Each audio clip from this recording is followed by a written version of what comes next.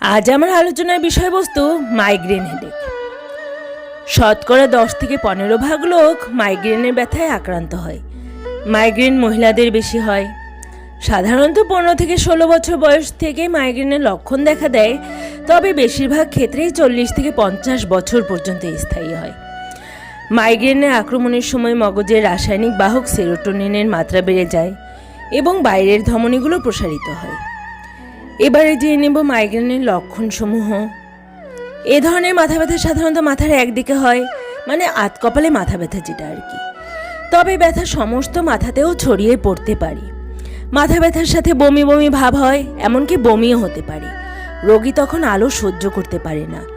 এ ধরনের মাথা ব্যথা কয়েক ঘন্টা ব্যাপী চলতে পারে, কিন্তু সারাদিন ব্যাপী খুব কম হয়।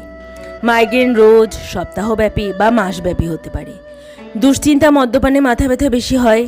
পনির, চকোলেট ইত্যাদি খাবারেও মাথা ব্যথা বেশি হয়। ঘুমালে মাথা ব্যথা কমে। মাইগ্রেনের বংশগত ইতিহাস থাকলেও থাকতে পারে। সাধারণত কোনো স্নায়বিক উপসর্গ থাকে না। এবারে জেনে নেব মাইগ্রেনের চিকিৎসা পদ্ধতি সম্পর্কে।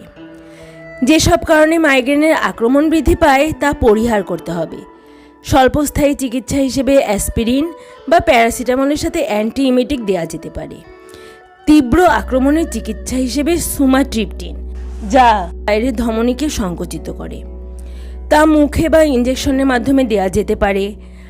আর্গোটামিন বিকল্প হিসেবে দেওয়া যেতে পারে। ঘন ঘন আক্রমণ থেকে রক্ষা পেতে প্রতিরোধকারী হিসেবে প্রোপানোলল, পিজোটিফেন বা অ্যামিট্রিপটাইলিন দেওয়া যেতে পারে।